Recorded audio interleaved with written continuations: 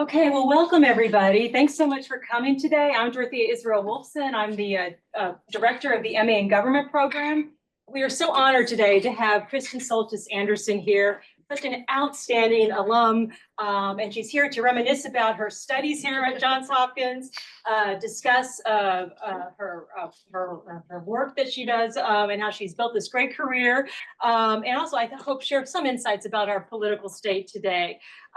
Kristen really embodies what we try to do here at JHU. We really do try to equip students to be impactful thought leaders, public servants, and to just be thoughtful, engaged citizens in whatever line of work they end up pursuing.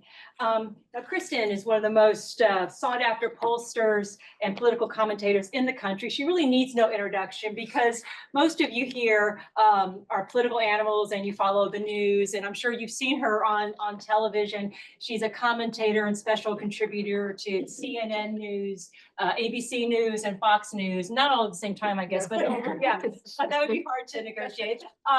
And so she's also appeared on programs such as The Daily Show, HBO's Bill Maher show in real time, and Meet the Press.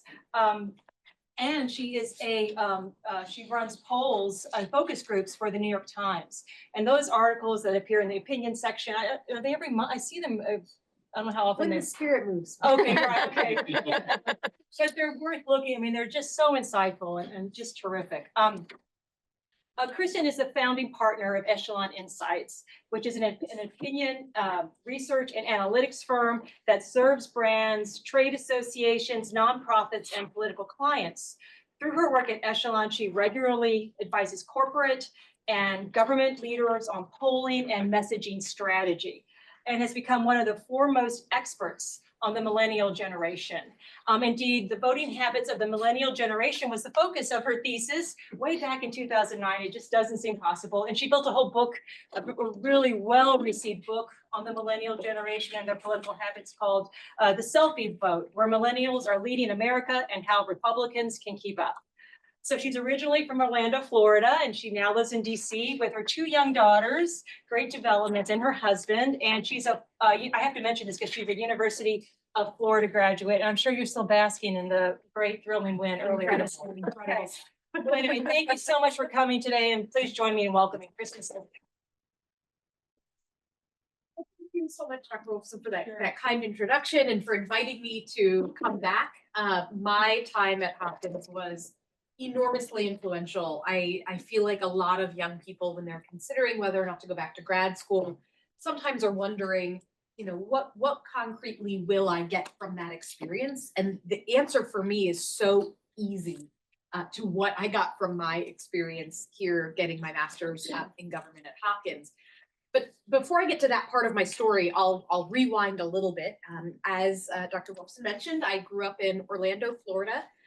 Became interested in all things political when I was in high school. I was one of those kids that joined the debate team. I watched too much West Wing. I thought, oh, I'm going to move to DC one day. Maybe I'll get to do what, Sam Seaborn does. I really had the bug. And as you may recall, in 2000, which is around when all this was happening, Florida played a pretty important role in a presidential election that year. I make that reference to my young staffers, and it's like I'm talking about ancient history, but it is not ancient history to me. I try not to think that that's ancient history, even though it was 25 years ago. But so I was very interested in politics, went to the University of Florida for undergrad, majored in political science, did the whole, do I want to go to law school? What do I want to do next? What do I want to do with my future? And at the time, I found myself leaning a little bit more to the right. I liked George W. Bush, who was president at the time, and being young and Republican on the campus of the University of Florida back in 2003, 2004 wasn't necessarily weird. There were plenty of anti-war protests, to be sure. I mean, it was not a majority Republican campus, but it wasn't as though I was losing friends or having conflicts with my peers over it. It was just, okay, Kristen really likes politics. She's up watching election results. We're all going to go out to the bar. She'll probably still be sitting here when we get back. That was more or less the extent of it. And so I wound up really having the political bug still, and I knew I wanted to come to Washington, if only to try to get it out of my system. I moved up to DC, in the spring of 2005, so 20 years ago. And I came with that West Wing mindset. I'm going to write speeches.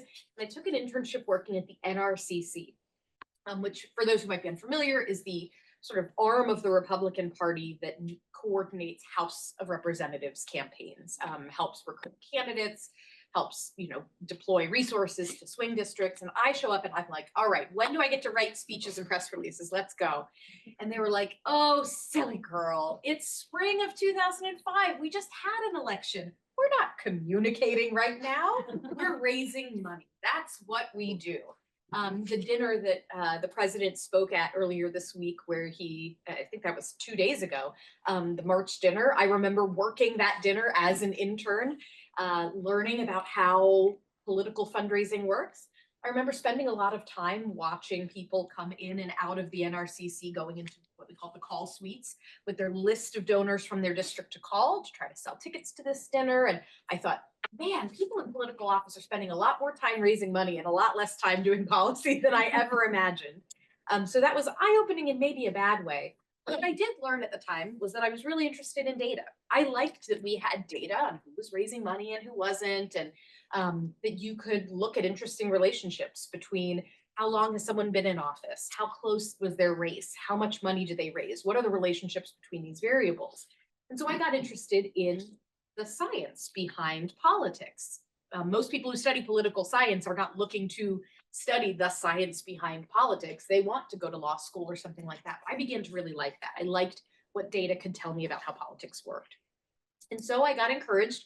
You don't have to go back to Gainesville right away. Stay for the summer, take a job at a polling firm, because a polling firm is the intersection of the verbal and the math, if you will. It is the messaging. How do you understand how to communicate effectively? But you're not just doing so based on your gut. You're not just doing so based on what sounds nice to you. You're doing it based on data. So I took a job at a polling firm, loved it, realized I could graduate early from Florida if I just went back for one more glorious semester of football and taking golf and other things to fulfill my minimum credit requirements so that I can get my degree and come back to DC, and the rest was history. But soon after coming to Washington permanently, I realized I still didn't feel complete. I wasn't ready for my education to be done. And so about a year and a half into my career in DC, I looked up different master's programs in town, found that Johns Hopkins was going to be a good fit, and began doing the metro ride from my office, which is right down the block from here at 101 Constitution, all the way up to the DuPont campus twice a week, staying until 10 p.m. And I loved it. I loved that I was back in a classroom. I loved that I felt like I was learning again. And I loved that it wasn't trying to take the place of what you learned by just being in the trenches, doing it day to day in your job. There's something to be said for the practical experience of being in the workforce, of working in politics. But you don't often have time when you're doing that to step back and spend time thinking about the big picture. I got to take a class with Dr. Wolfson on the intellectual history of the conservative movement. And that to me was so valuable because it forced me to question and refine some of my views that previously had been, well, I guess I'm a Republican because I liked George W. Bush and I think tax cuts are maybe good, to really force me to question, well, what about these other issues? Well, what about the philosophical underpinnings of this? It was nice to be able to think a little bit bigger picture about how does the intelligence community work? Something that never would have been something I encountered in my day job, but has made me more effective when I'm working with clients on national security type issues. So I found the experience to be so valuable. The most valuable piece of it was twofold. One, at the time, Chuck Todd was a professor. Get to know your professors. They can often be very helpful.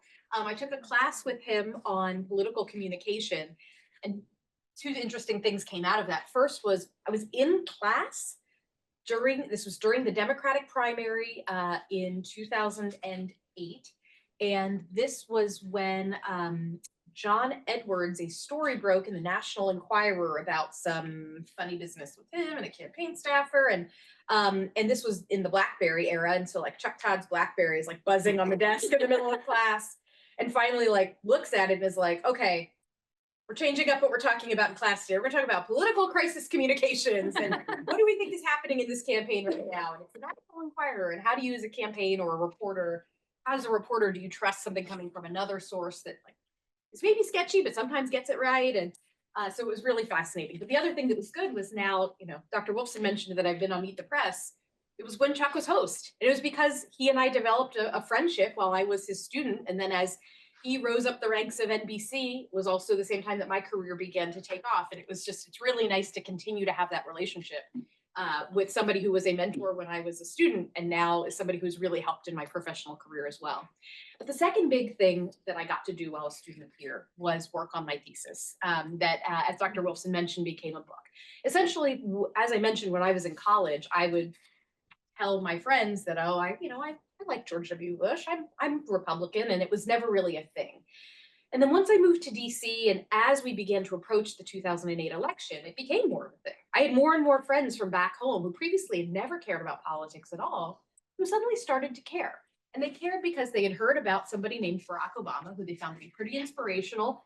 And suddenly, instead of Kristen being weird because she was the friend that was into politics, it was, Kristen, how can you be Republican? You seem so nice and normal. And I started to realize, okay, well, this is really interesting. I wonder if it is, I would hear from folks, well, it's normal for young people to be progressive and then they become more conservative as they get older. So therefore, I was the weird one for being right of center at a very young age. And I wanted to understand, is that actually what the data showed? And so by virtue of needing to write a thesis for this program, I decided that's going to be my topic. I'm going to tackle this. I want to understand, is it normal for young voters to start off progressive and become conservative as they get older, or is the youth vote breaking for Barack Obama over John McCain by a 2-to-1 margin? Is that normal? And so I had an opportunity to do a lot of research, looking at exit poll data because I was working at a polling firm. I had the luxury of asking some of my own questions on surveys to people to really begin to understand what was going on, what was causing this breakup between the GOP and my generation very early on. Turned it into a thesis, but then I really wanted to take that and thought, I don't just want this to sit on a shelf somewhere. I want this to be usable, and this feels very practical. It has some practical applications. And so I began to take pieces of it while I was working on it and then after, and publish them in a little blog called Pollster.com at the time, which I don't know what their readership was. It was probably only a couple of hundred people. It was the right couple hundred people. I got a call in early 2012 from someone saying, I got sent part of your thesis by Karl Rove. He says you're really good at this youth vote stuff. We're starting a super PAC. Do you want to help? That's kind of wild. I think a lot of times people write papers and they don't expect them to turn into anything, but it being at the right place at the right time, getting in front of the right people really began to set things in motion. And so I devoted a lot more of my career to trying to understand the generation. What I think is exciting about studying younger voters, which admittedly millennials no longer are. We are thoroughly middle-aged. We are not the youth vote by any stretch of the imagination. I have to correct people a lot of the time now when they say oh, millennials, talk to me about the youth vote. Well, we are not the youth vote anymore. But I think it was so fascinating to study at the time, and why I'm enjoying learning more about Generation Z now is because when you study what young people are thinking about the country, you can see more of where things are headed over the long term. Yes, people's political views do change as they get older, but it's not necessarily the case that they start off to the left and move to the right. It's not that linear, and there's lots of data to suggest it actually doesn't work that way at all. However, the things that you do experience and think when you are younger have echoes through the rest of your life politically. The things that inform your worldview, how the economy works, what role America should play on the world stage when you're young, those views can change, but they become more and more set in stone as you get older. It's what I found when I was putting together my thesis. So I love studying younger voters because I think it can tell us a lot about where America is headed. And so for that decade after I wrote my thesis, and then in 2014 had the opportunity to actually turn it into a book. The book was called The Selfie Vote. I kind of backed my way into getting a book contract because I was talking about this on television. And again, a lot of this is just luck. Right place, right time, right book agent was walking the right moment that I was on and said, hey, I'm contacting you out of nowhere, but if you ever wanted to write a book. Was incredibly fortunate. And so one of the big pieces of career advice that I'm always giving to young people is you never know which seed that you plant is going to be the one that really sprouts productively. So just plant a lot of seeds. Try a lot of things. Not all of them are going to bear fruit, but some of them will. The more seeds you plant, the better. Put yourself out there. Try a lot of things. see what works. You never know which is going to be the thing that you write or the podcast appearance you do or the venture you start that winds up being the thing that really takes off. When I wrote the Selfie Vote, I was very focused on trying to help Republicans figure out how to win the next generation. And the book comes out 2 weeks before a man named Donald Trump goes down a golden escalator at Trump Tower. His name does not appear in my book. In some ways, if you read my book today, it is like going through a portal to an alternate dimension. Like it is like on Earth 2, where Jeb Bush gets elected president, and like that's which is obviously not the timeline that we are in. But it still did have a lot of encouragement for Republicans to say, if you want to win over young voters, you have to show up in the places where young voters are getting their information. You can't just keep putting op-eds in the Wall Street Journal and thinking that's going to work. You have to embrace the ways in which technology is changing our world and realize that a lot of the ways government works are not in line with the way the technology that they're used to using works. How can you bring more of technology, Silicon Valley type mindset to government? So oddly enough, even though over the last decade, I would argue Donald Trump has done a lot of things that are the opposite of what I recommended in the book that Republicans often do, some of them he really has done, and it has borne fruit for him. When I first started writing about this, Republicans lost in the presidential election, lost younger voters by that 2-to-1 margin. And then over the intervening couple of elections, still lost young voters by double-digit margins, by 20-some points when Mitt Romney runs, Donald Trump running each time he loses them by about 20-ish or so points. And this time around, he still loses young voters. Contrary to what he says in public remarks, he often says, oh, I won young voters by 30 points. He didn't win young voters by 30 points, but he didn't lose them by 30 points either, and that's not nothing. He did better than any Republican has done with voters under 30 since George W. Bush, around the time that I was first deciding that I thought maybe I was Republican. And so this, to me, I think is really interesting to look at Generation Z now and think of how they're different from the millennial generation and where it is that they are taking the country.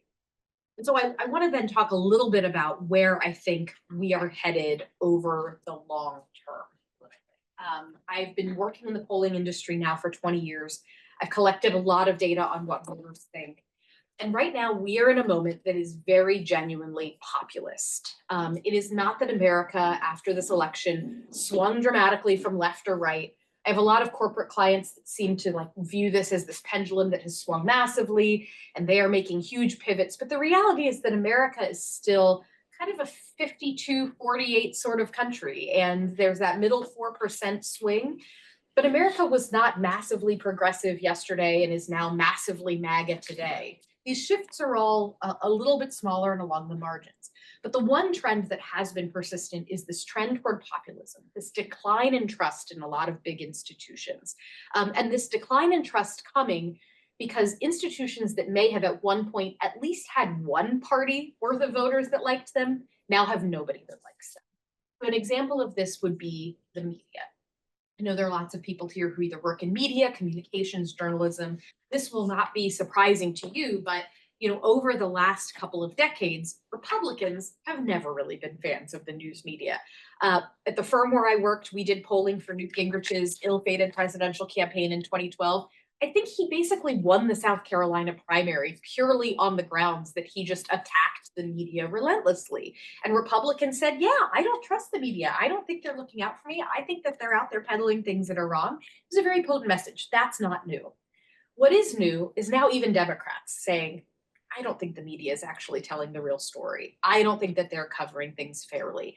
And so the decline in trust we're seeing in the media is not actually being driven by Republicans. That already happened a decade or two ago. It's happening from the left. Similarly, take something like the military. Trust in the military has typically been pretty high, but it's been declining. And it's not been declining because the left is losing faith in the military. Again, that may have already been the case a decade or two ago, coming out of things like the Iraq War. It was now this sort of right-leaning distrust in the military, the things you hear Secretary Hegseth talk about, the worry that they're too quote-unquote woke, et cetera.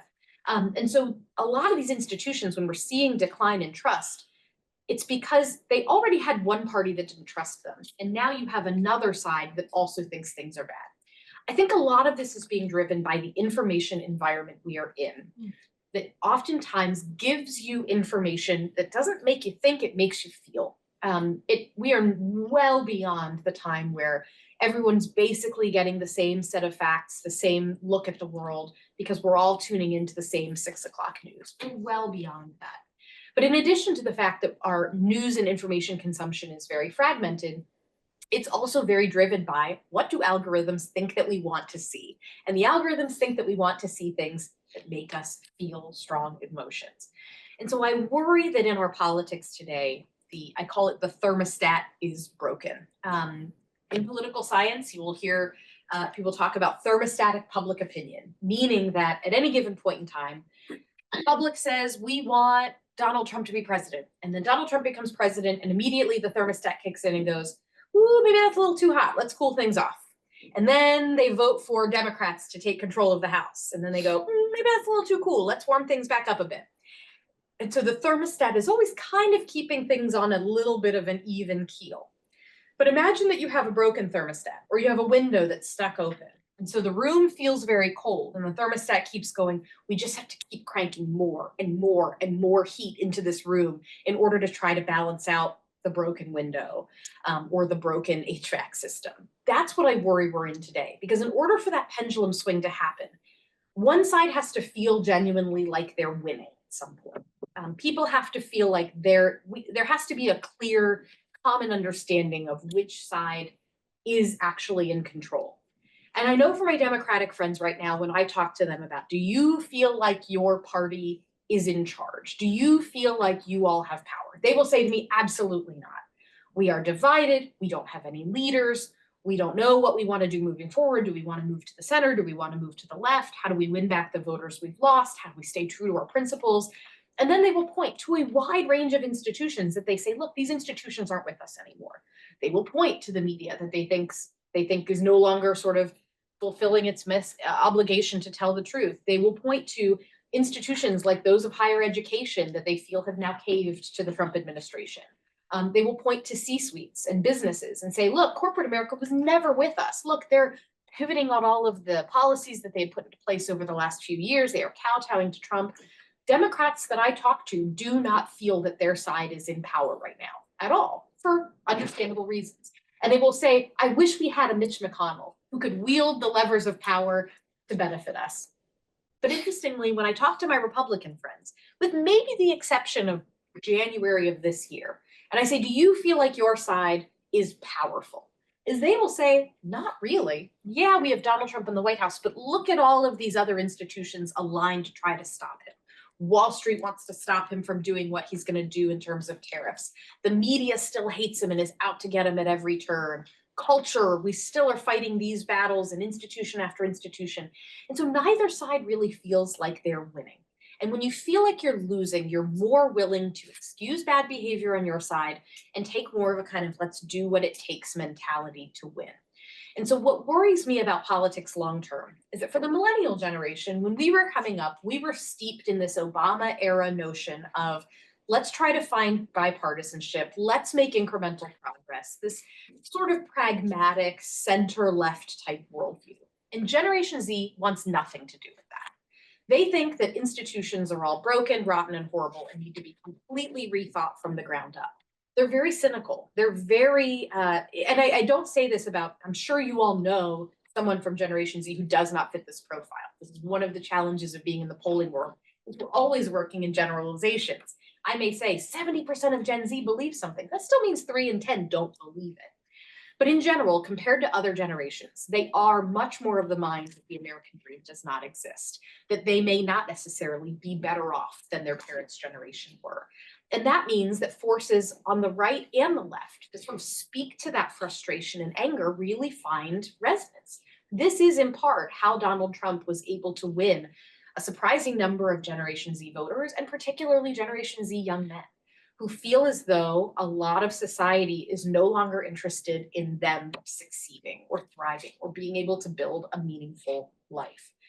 And so for me, what I think is most important for our politics over the long term is really understanding for Generation Z, a lot of their grievances are very legitimate. You can argue that there's never been a better time to be alive on planet Earth. And yet for Generation Z, this is a generation that was massively set back by things like COVID disrupting their adolescence and young adulthood. They are increasingly less likely to hang out with friends in person, say that they've been on a date by the time they turn 18, all kinds of things. They're less likely to say that they regularly sit down with their family and have dinner all together. Those are the sorts of things that it's hard in politics to think, well, what's the political answer to that? It feels like the anxieties that the next generation are having are much more deep-rooted than something that can be solved by a 5-point policy plan. And yet it is that search for meaning, that search for institutions that seem to actually work and care about them, that is really animating them. And right now, I think that, well, for millennials, Republicans never really did a great job speaking to them. And that is a generation that I think is going to lean center left for the long haul, in the same way that Generation X, which came of age during the Reagan era, is the Trumpiest generation today. And they lean more to the right, I think in part because of the world in which they were steeped when they were first becoming politically engaged. I do think that Generation Z has not yet been won by the right or by the left, but right now very much has an appetite for a more burn it all down, let's start from scratch type of mentality. And my hope is that political leaders who want to speak to this generation will find a way to channel that desire productively toward really bringing about the big important reforms that we need without it necessarily curdling just into distrust, cynicism, and things that can go in a more negative direction. So with that, I would love to now open the floor to you all for questions, hear your thoughts and reflections. And again, just want to thank you so much. Thank you so much.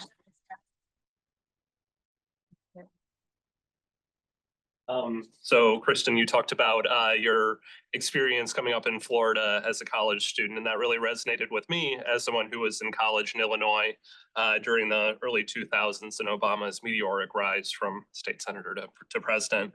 Another thing that really resonated as a political scientist, you're talking about thermostatic, like political science terms. And I was just wondering sort of how your experience with political science informs how you do your work, but also how you communicate with people. I mean, oftentimes when we hear people talk about politics, they're talking anecdotally or what have you. It's sort of like a stereotype.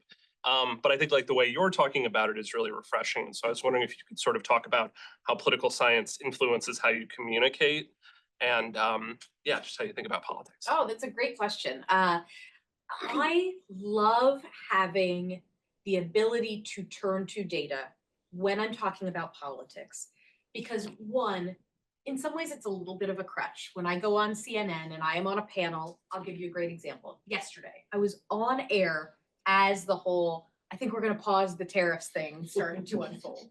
And on the panel, you've got a Republican strategist, you've got a Democratic strategist, you have a former Republican governor who's on the panel, and then you have me. And so there's somebody there to say, you know, maybe this is just the art of the deal. And you have somebody there to say, like, this is a reckless disaster that's ruining the economy. And my role, because I'm someone that comes from the world of data, is to inject something real, not just my opinion. Everyone's got an opinion. But I get to be the voice of voters in those conversations and say, look, you know, a lot of people voted for Donald Trump to lower cost of living. And so to the extent that these tariffs were running counter to that, that's a real problem. And so he's got to, you know, I get to inject something that rather than my opinion, the world doesn't need more of my opinion, but the world does need more listening to what people actually think. And so what I love about what I do, what I take very seriously about my role in those conversations is I joke that I came to DC to be a press secretary. And if you are a pollster going on TV and talking about data, you in a way are becoming the press secretary of the voters. I have to faithfully and honestly describe what I'm seeing in the numbers, even if it is the case that the public believes something that's very different than what I believe, which happens all the time. The other thing that I think is valuable is a lot of people will have ideas about like, oh, this is why we lost the last election, or this is what voters are really looking for. And if you're not coming to it with some kind of rigorous research, it's very easy to have your bubble surround you, and that can often mislead you. We've seen plenty of examples of that over the last number of elections. But the other thing is the data is not always perfect either. I mean, there was a period of time where when I would travel for business, where I would get into an Uber at an airport and people would say like, oh, where are you coming from? What do you do? I used to be like, oh, I'm coming from DC. I work as a pollster. And there was a period of time where I was like, I'm a market researcher from Virginia. This is also accurate, but was like led to a lot fewer questions about like, well, why are you guys always wrong all the time? Polling's not perfect either. And so what I also think is useful about the role of political science in communicating is I think we understand uncertainty. And again, even when I find myself lapsing into things like Generation Z believes X, I like feel the need to caveat with like, well, 60% of Gen Z believes X, 4 in 10 don't. I think that communicating with humility and a knowledge of uncertainty is in short supply in politics. It does not make you the world's most interesting pundit, I will admit. Scott Jennings is one of my colleagues on CNN. I love Scott. Scott is not going viral because he like speaks with a lot of like uncertainty and like, well, on one hand, on the other hand, like he has a very bold point of view and like that rates, that does well. It makes for interesting television. The person who goes, well, on the one hand, but on the other hand is not always. But I still think that it's important to stay true to that, even if it's not the spiciest, most exciting thing you can see on TV, because I think that it is important for people who are consuming political news to get a real understanding of what voters who might not think like them, nevertheless think. The other thing that I find really helpful in this regard is a couple of years ago, the New York Times approached me and said, we think that it is important for our readers to hear directly from people that they might not encounter on topics that they might not be thinking about otherwise. And so hired me to do a series of focus groups. Again, now it's been 3 years where we talk to voters. Sometimes they're Democrats, sometimes they're Republicans, sometimes it's not around partisanship at all. We did a focus group in January of people who were affected by Hurricane Helene because we think, they're still suffering, but their stories aren't necessarily being told. That it is valuable because it is centering the voice of the voter in conversations where all too often the people who are actually being affected by policies or actually being affected by government don't get heard. Thank you. I have a question which may be unfair, but if we had a sort of 2x2 box of trustworthy intelligence and untrustworthy and trustworthy media and untrustworthy media, I wonder where we're heading. I'm playing partly on your quote, if I heard you correctly, that we now have media which makes you feel rather than media makes you think. I come from Britain where my father sub-edited The Economist for 40 years and I'm a statistician of media. So for the first 25 years of my life, media in Europe has a strong public media and we don't have $500 million voting races and all of that. Then my daughter was born over here and I've been struggling ever since to understand how to get to good artificial intelligence or good media. So that's where I suppose I'm asking you, what do you think is the future media that you would like to see, and can we recover it if it's going wrong, and if you think it's not going wrong, well, fine, please. So the future of media that I would like to see is not necessarily what I think the future of media is, but I will try to answer a little bit of both. I mean, the future of media that I would like to see is I would like to see coverage of what is going on in the world that is delivered in a way that I genuinely cannot tell how the person delivering it might vote.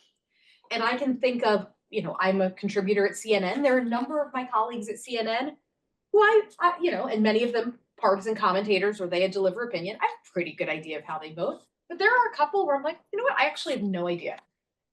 I don't know how Wolf Blitzer votes. I think he's fascinating. I love Wolf Blitzer. He's so kind. And I do think that there is at some point going to be a hunger for that, because even though we think, I think of somebody like a Tucker Carlson. On a good night, back when he had a show on Fox, he would get about 3 million people watching him. How many people vote in United States elections? It's a lot more than 3 million people.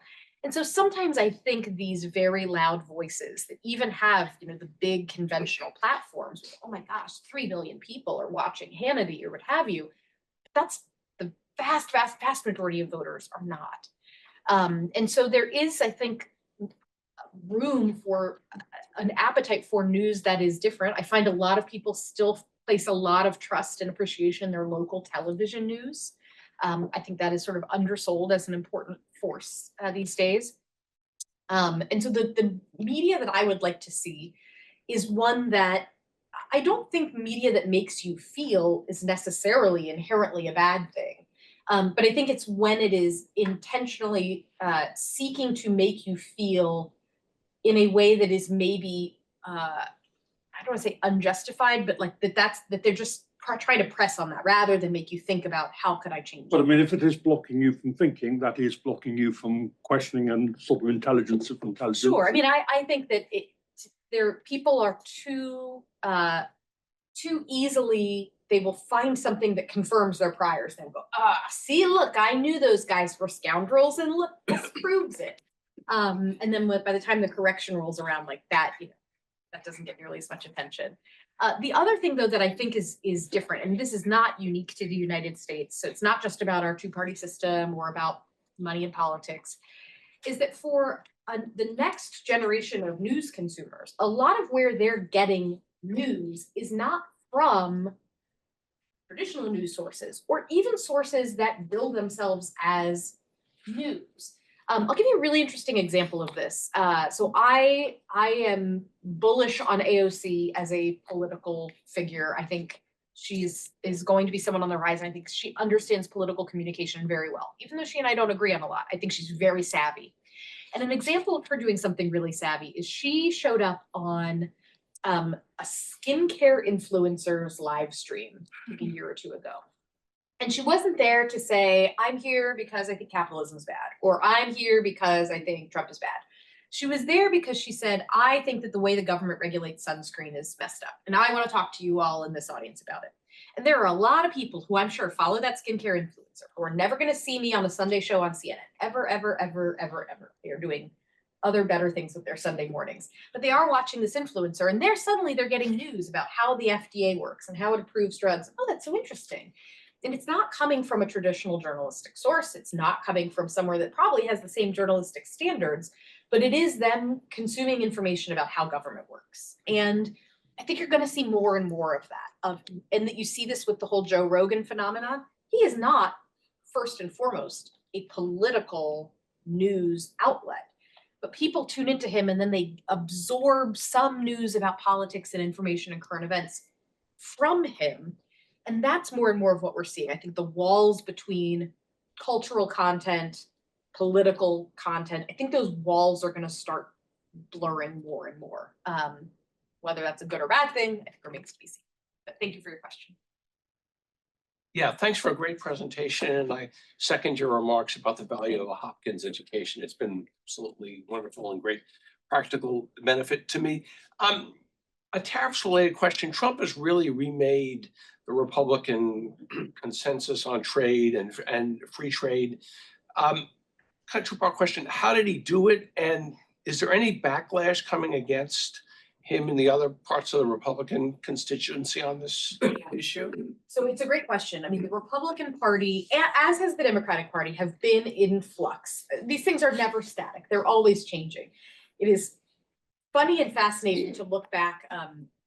Someone the other day was circulating the cover of a book called Young Guns, and it was like the future of the Republican Party, and it was like Eric Cantor, Paul Ryan, and Kevin McCarthy, like in suits, standing on the Capitol balcony. And it's like, imagine me beaming back 10 years into the past. Like, actually, this is the future of the Republican Party. It would have been unfathomable. And yet this trend toward the GOP being a more working class party, absorbing at first more of kind of the white working class in the Midwest, but now having expanded it to a more diverse working class coalition, has been in motion for a while. I don't know what comes first, the chicken or the egg. Is it that the party is changing because Donald Trump has always loved tariffs and this less traditionally fiscally conservative viewpoint, and therefore he is attracting a more populist group to the party?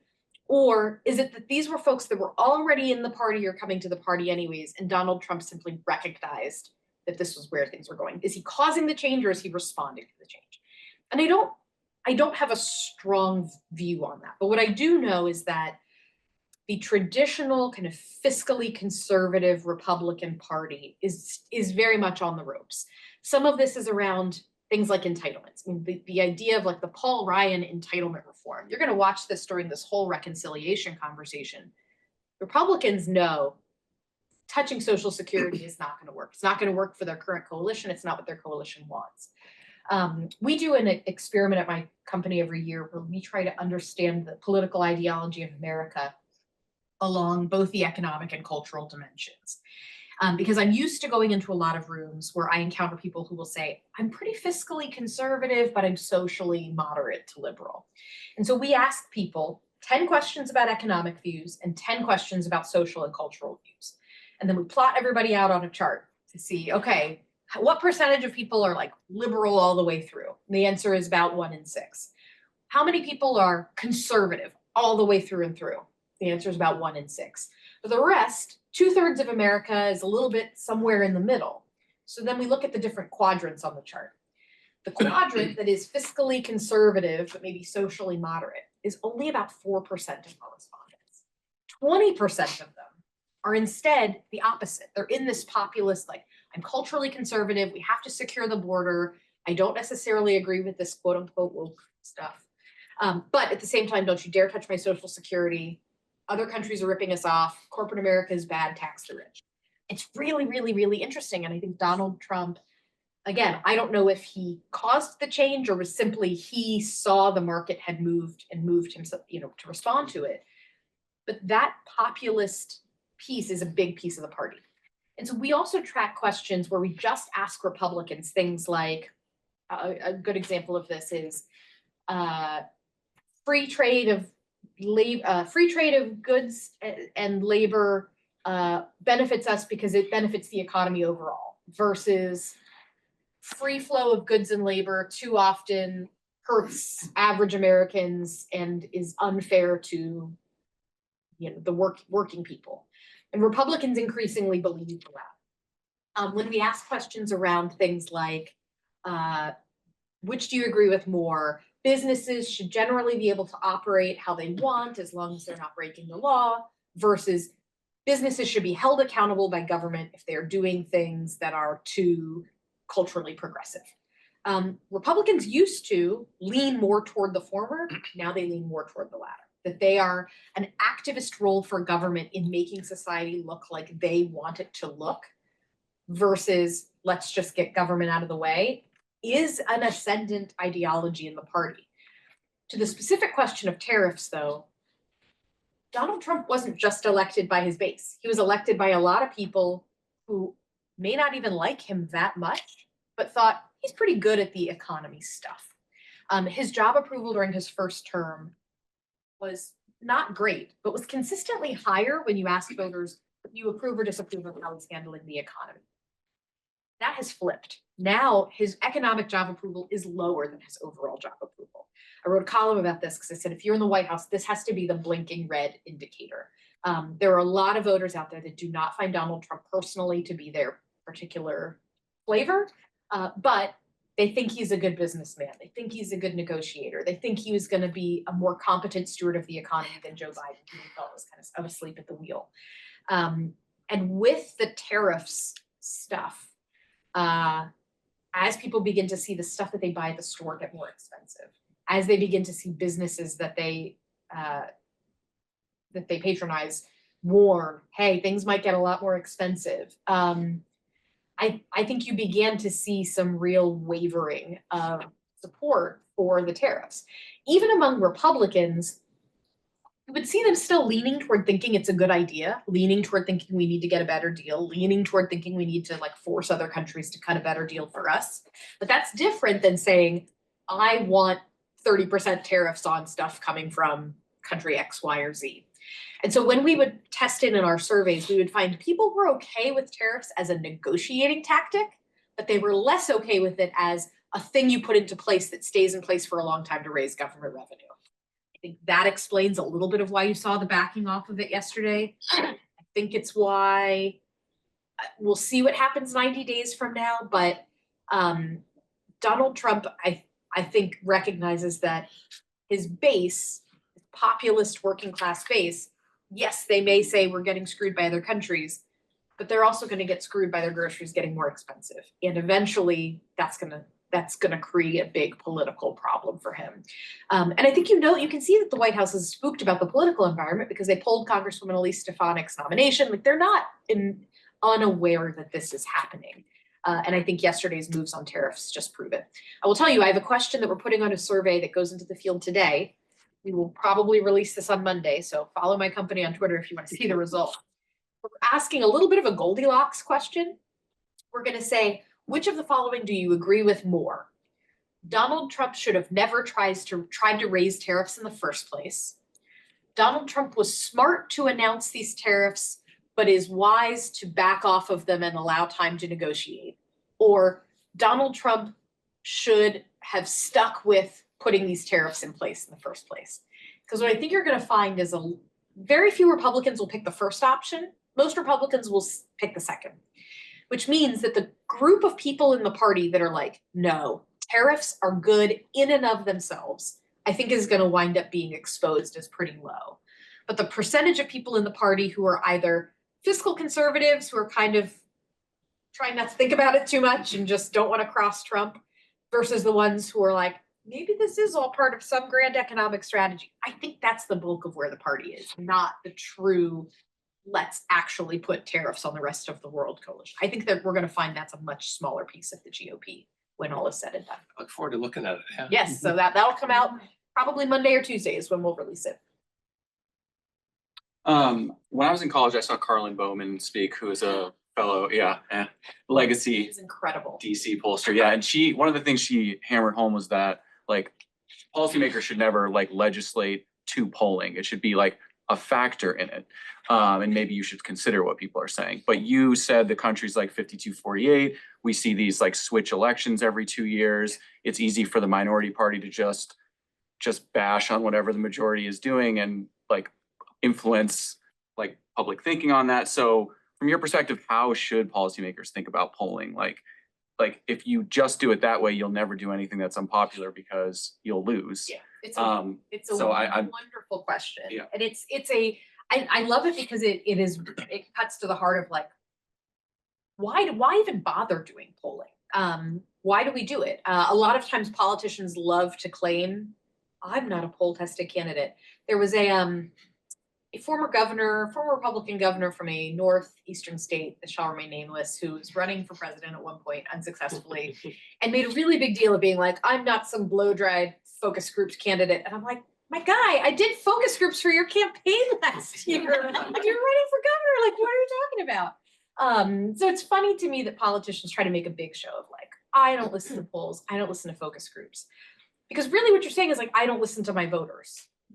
At the same time, I never, and I thankfully don't encounter many clients who come to me and say, I don't know, I don't believe anything, just tell me what to say. But for the most part, what I'm doing as a pollster is you've got a candidate or a client that says, I believe these 5 things really strong. And I go out and I test them and I go, 3 of those things are popular. 2 of those things are unpopular. And so with the 3 things that are popular, go talk about them. And here's the things people find the most interesting about these topics. For the 2 where they disagree, here are the ways that you can frame your position to be the least off-putting to them. And you can either choose to talk about it less, but don't lie about your position. But you don't have to like put it as the first thing in your ad either. And just be prepared for, when you have a 30-second ad, you spend a lot more time on those first 3 things than you do on the second 2. You can be prepared to answer questions about those second 2. And I think that is still valuable. Because if we don't have polling, then think about somebody who runs for US Senate. Then they really are only getting a report card from their constituents every 6 years. You only know if people like or dislike what they're doing at the ballot box in the absence of good, rigorously conducted data or rigorously conducted studies. The other thing that I think is valuable is that these politicians are getting a lot of feedback from things like the people that show up at a town hall and yell at them, or the people that show up online and yell at them, or the people that show up online and tell them that they're great and wonderful and perfect and, they should stay even truer to the cause. And if your frame of reference as a politician for am I doing the right thing or the wrong thing? How are my voters feeling about it? Is that you are talking to the lobbyists who have the resources to show up in your office, the rich people who have the resources to show up at your fundraisers, and the people who have enough anger and bandwidth to show up online, in your mailbox, calling your office, at your rallies. You are not getting a representative sample of your average voter. So I think polling is useful as a way to cut through the noise. Because in the absence of polling, it's easy for a politician to only hear from either the richest or the loudest voices. And I don't think that's necessarily healthy for democracy either.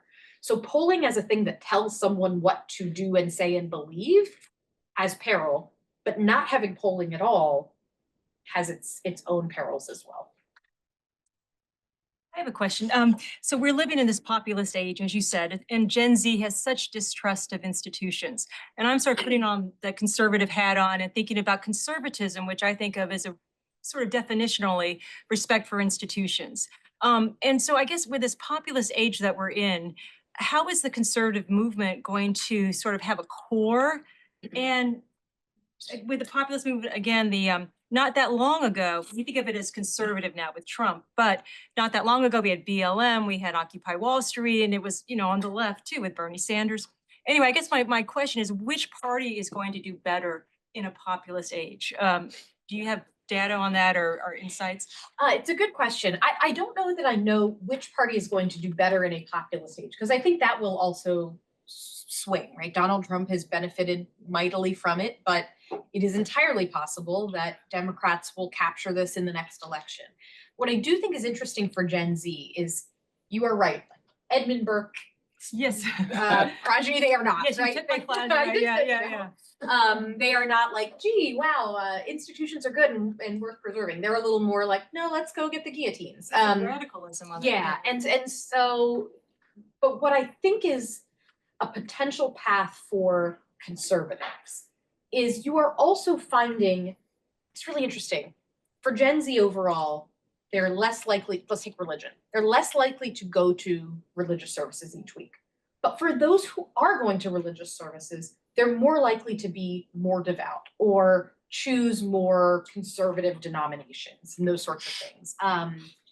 That there are like a lot of interesting little pockets like that where you see among Generation Z this longing for something that they feel like we used to have in the past that we don't have now. I laugh because in some ways this manifests itself as like 1990s nostalgia. And I'm like, you're right, the 1990s were great. Yeah, I'm gonna go back there. Not the clothes. I don't know why we've gone back to the clothes, but everything else, yes.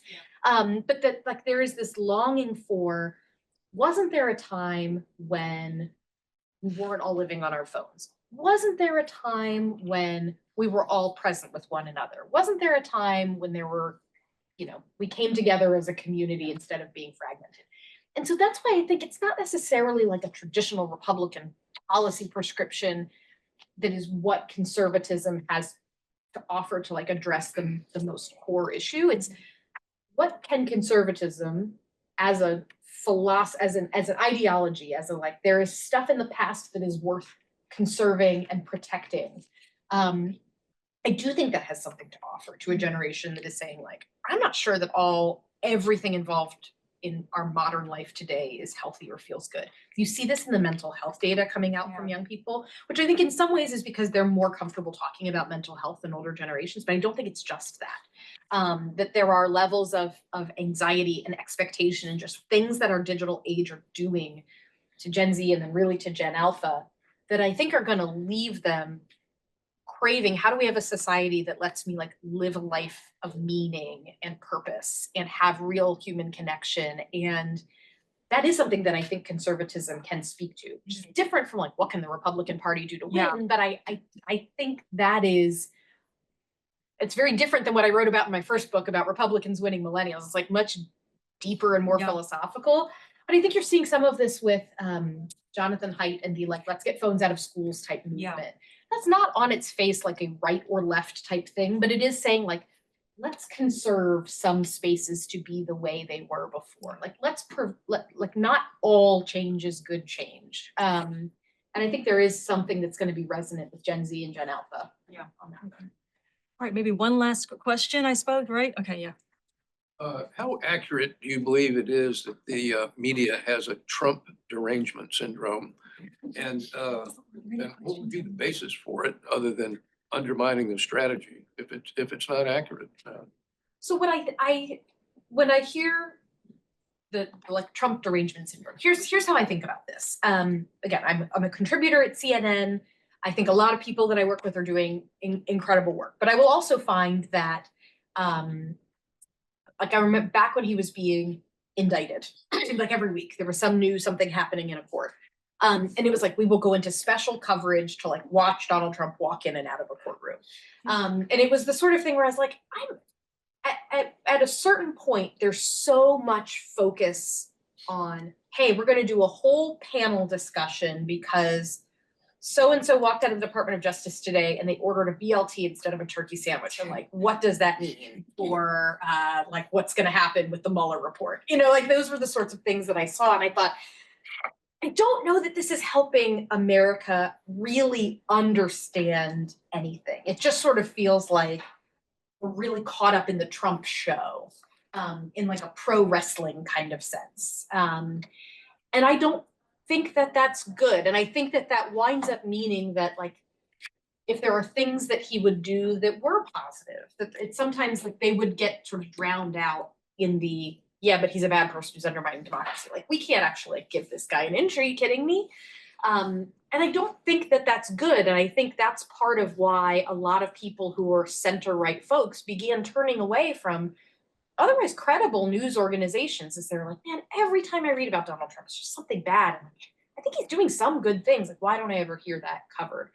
And so in some ways, I think it's like the choice of what we cover and what we spend time on that lends itself to this notion of like the existence of a Trump derangement syndrome and why you're seeing conservatives having fled being the audience for a lot of important mainstream publications. They just felt like they're never gonna say anything nice about this guy no matter what he does. And so I'm out. I don't think that he's getting a fair shake. I also think that conversely, a lot of the stuff with the way that the Biden administration was covered, especially at the end, is another, it's not Trump derangement syndrome, but I mean, there's a bunch of books coming out in the next couple of weeks that are all gonna say, you know, why were media outlets so reluctant to cover just how bad things really were? Is it that like somewhere in their heart of hearts, they didn't want to give aid and comfort to the enemy by doing so? And like, it's things like that that I think even journalists who want to do the right thing are going to face a lot of criticism from the right on the grounds of like, it seems like you're trying to put your thumb on the scale. And that's a really hard perception to undo. Like that's hard toothpaste to put back in the tube. All right, well, thank you so much, Kristen. That was excellent. Again, this Hopkins is very, very, very important to me. The ability to learn from professors here and then write that thesis was like, that was a major turning point in so much of my career. So I'm so grateful. Thank you. Come back and share all that with us. Thank you. Thank you. All right.